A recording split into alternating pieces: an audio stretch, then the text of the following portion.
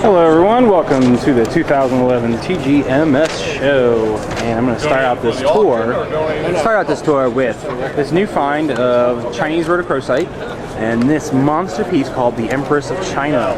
And this is here at Collector's Edge Minerals International, and you can't believe how huge these crystals are. They're well beyond my hand span.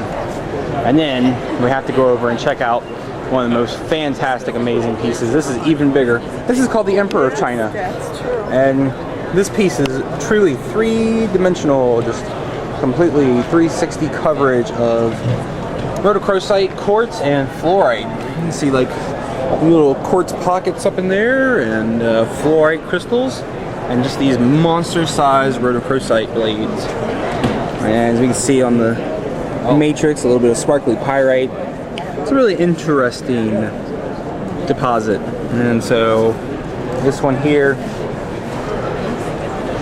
is a monster-sized piece. And you see Brian, tall Brian, walking by, and he doesn't necessarily dwarf this piece. Pretty crazy. All right, so moving on. I'm gonna check out the. We have spent more time. Zambian Emeralds. Check those out. It's a lot of work to remove these emeralds from the quartz matrix. Just put on a ring like that, it'll be fine. Exactly. But this is a Collector's Edge mining project that's going on in Zambia, and they're marketing these wonderful giant emerald clusters, and they're truly a thing of beauty coming from Africa. All right, moving on. Let's go over to the Mad case, and beautiful things as always. We have this wonderful fluorite from Rob Levinsky's. Hey dear. And oh man, check out that topaz and smoky quartz. I wonder who owns that. This. Oh, isn't it? Yeah. I think I remember it from that. And another beautiful Chinese wolfenite. And this is something amazing here. I really love this. This is a malachite stalactite from China. And so typically when you think of malachite stalactites, you're thinking of the Congo, you're thinking of the heart of Africa. And actually they're quite similar to the ones that come out of the Central Africa, but definitely distinctly Chinese. And here's a great Chinese rhodochrosite plate. And a very interesting stibnite after stibnite.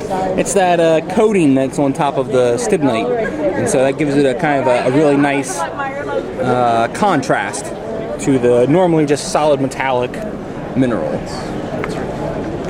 A very lovely Chinese calcite, and wow, this is an amazing piece. Huge cassiterite crystals on an aquamarine, and to have an aquamarine that size along with cassiterites that size, that must have been an amazing pocket to fall into, I would imagine. Lovely spherical fluorite and some great orange quartz from Russia. And there's a very classic Russian topaz and one of the new ferrarites that's coming out of China. And great scheelite plate.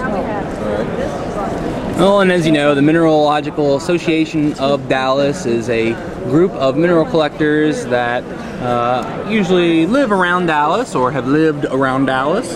And it's an invite-only club, and made up of some fascinating members of the mineral community around Texas.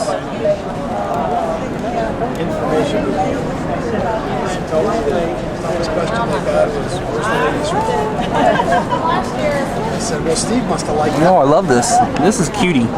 It's a little mushroom. It's a mushroom cap of apophyllite with calcite from Downogorsk.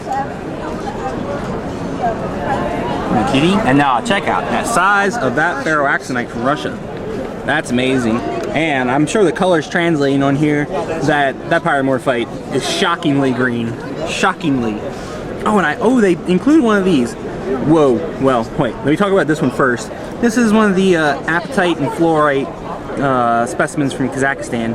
And what I love about those is, of course, the beautiful blue apatite crystals, and then funky white bertrandite And but the thing that I overlooked is this amazing piece. Yes. Look at the coverage of sparolite on there. Bright, shiny crystals of a platinum mineral, very popular mineral, sparolite, and truly puts the sample I bought for Brandy to shame. That's an amazing sparolite. We'll be there. All right, take care.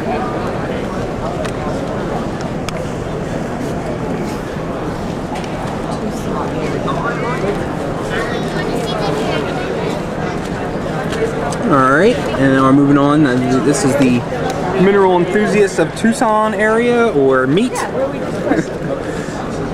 And some very fascinating minerals in here. There's something that makes me drool. This is a fluorite from the Deer Trail mine in Marysville, Utah.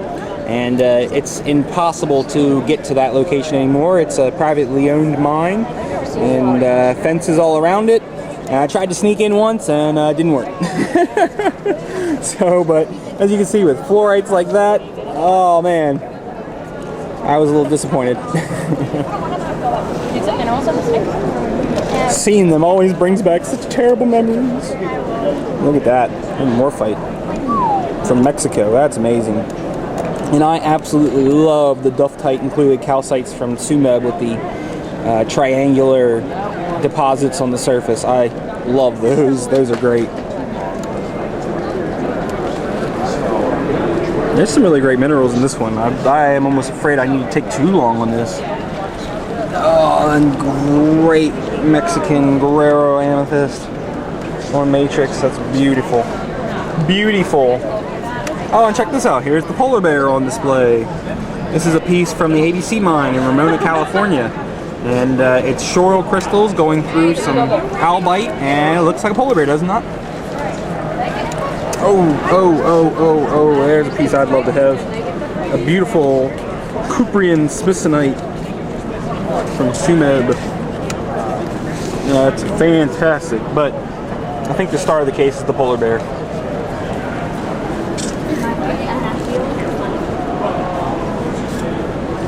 All right, let me give you a shot of these big ammonites here. As you can imagine, these are kind of monsters. All right, we're gonna dip over to the Keith Proctor collection. What we have here are just a lovely assortment of fine minerals from worldwide locations, chosen on the terms of aesthetics and beauty. These are just simply works of art in mineral form.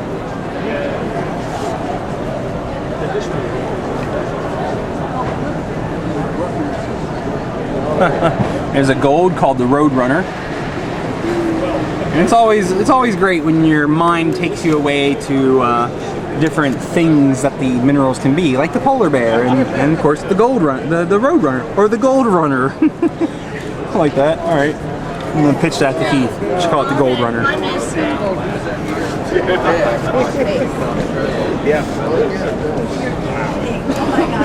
So absolutely fantastic things. And here we have a case of fine minerals from the Wayne Sorensen collection, including a large display of pyromorphites from Bunker Hill. So we have a fantastic plate of Sweet Home Rhodochrosite. That's worthy of some close-ups right there.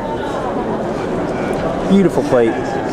And one of these very interesting, unique fluorites, a Disillusion fluorite from Tennessee, where it's got the spiky backsides and then the cubic front.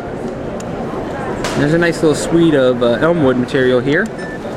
Then also two fantastic Bisbee pieces, a Bisbee azurite, a Bisbee malachite. Here's the more popular copper carbonates that come out of there. There's a beautiful Washington State quartz cluster with a pyrite perched right on top. Very aesthetic.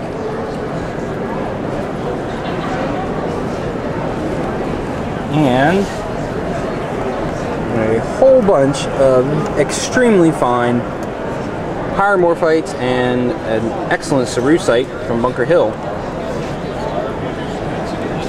It's fairly uncommon to see a really fine cerussite that survived from Bunker Hill.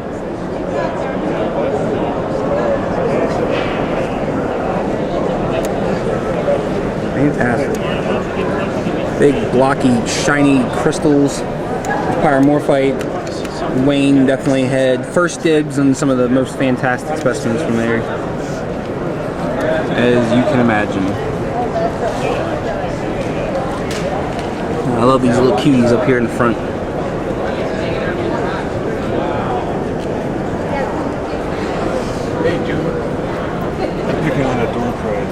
I'm going for the Carey's collection over here.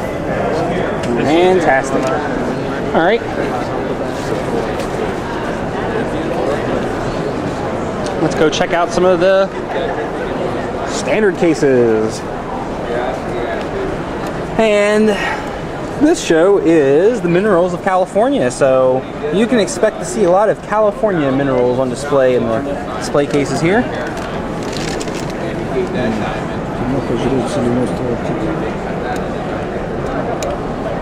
And you gotta ask yourself, what does California have in common with Kazakhstan? Lots and lots of borates.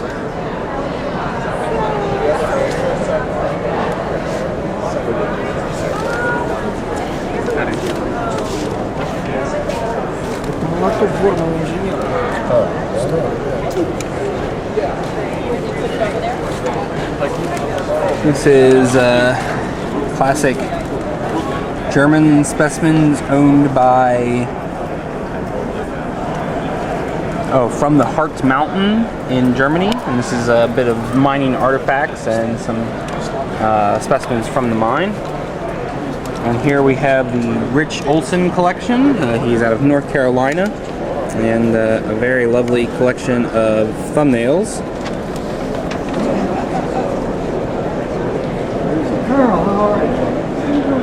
Get some really nice things. That fluorite from Mainz, a killer. That fluorite from France is really, really spectacular.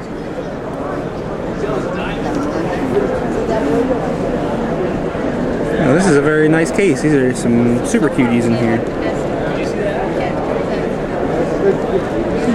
Great German Proustite. I'm working on it. And that's a lovely little quartz scepter.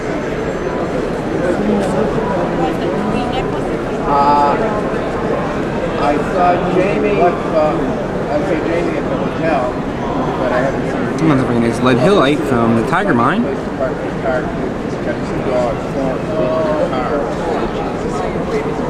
told her just bring him in. Or maybe just have him outside. Yeah, but somebody has to stay with her. Yeah. Yeah, what time is that? Trying to put together a thing all like Risco's with Alright, minerals from the Taxco Mining District. This is a popular silver mine that had lots of great amethysts and quartz. This is out of the Jim Klein collection. Rhodochrosite, some pyrrhotite, great calcite.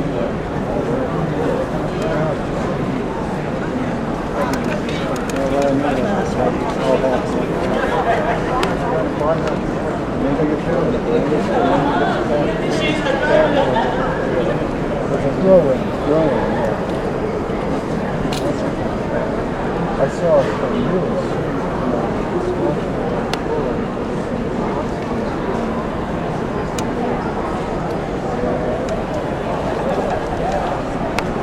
Well, this is a cute little case here. This is what they call twofers. It's two minerals and one specimen. So twofers, now I call them groups. Okay, 3 or more minerals is a cluster. 2 minerals is a group. These are groups of minerals. Fluorite and siderite. Oh, from France. That's beautiful. Really neat. Little tourmaline quartz. Oh, check that. That's a pretty guy. Huberite with fluorite, and that Huberite's got the perfect color. Bright red.